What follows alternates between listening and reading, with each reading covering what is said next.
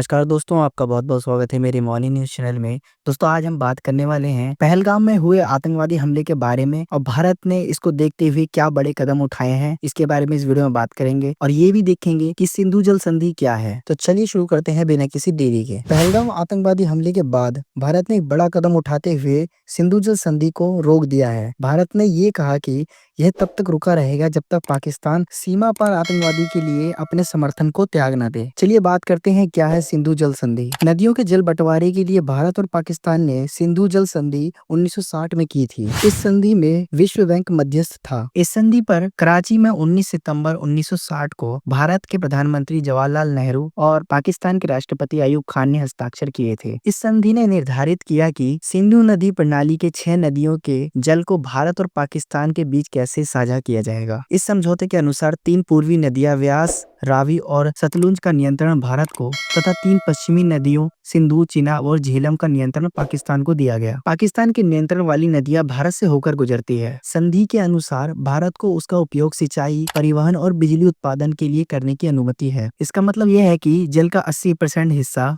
पाकिस्तान में चला गया, जबकि 20% जल भारत के उपयोग के लिए छोड़ दिया गया। इस दौरान इन नदियों पर भारत द्वारा परियोजनाओं के निर्माण के लिए सख्त नियम निश्चित किए गए। यह संधि पाकिस्तान के डर का परिणाम थी कि इन नदियों का आधार भारत से होने के कारण कहीं युद्ध आदि की स्थिति में उसे सूखे और अकाल आदि का सामना न करना पड़े। 1960 में हुए सिंधु जल समझौते के बाद भारत और पाकिस्तान में कश्मीर मुद्दे को लेकर हमेशा से तनाव बना हुआ है। उस समय पाकिस्तान के साथ भारत का कोई भी युद्ध नहीं हुआ था। इस समय परिस्थितियां बिल्कुल समान थी और 1965 में पाकिस्तान लगातार भारत के साथ हिंसा के विकल्प तलाशने लगा, जिसमें 1965 में दोनों देशों के बीच युद्ध हुआ और पाकिस्तान को लड़ाई। फिर 1971 में पाकिस्तान ने भारत के साथ युद्ध लड़ा, जिसमें उसको अपना एक हिस्सा खोना पड़ा जो बांग्लादेश के नाम से जाना जाता है। तब से अब तक भारत के खिलाफ पाकिस्तान आतंकवाद और सेना दोनों को इस्तेमाल कर रहा है, मगर भारत ने फिर भी नदियों का पानी कभी नहीं रोका। लेकिन अब पाकिस्तान को बहुत बड़ा झटका लगने वाला है। पाकिस्तान में सिंधु, चिनाब, बोलन, हारो, काबुल,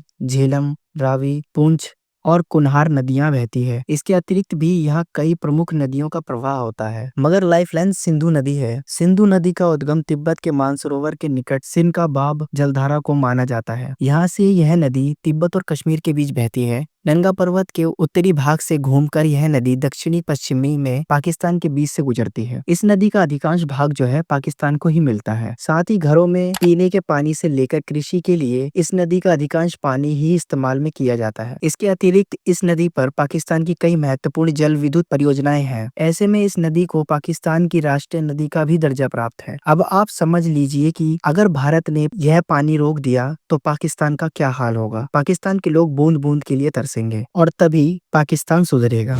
तो दोस्तों आज के लिए बस इतना ही। वीडियो अच्छी लगी हो तो लाइक करके कमेंट करके मुझे जरूर बताएं। मेरे चैनल पे अगर नए हो तो मेरे चैनल को सब्सक्राइब करके बेल नोटिफिकेशन को भी ऑल पे सेट कर लो, ताकि मेरी वीडियो के हर नोटिफिकेशन सबसे पहले आप तक आए। मिलते हैं किसी अगली वीडियो में, जब तक के लिए जय हिंद, जय भारत।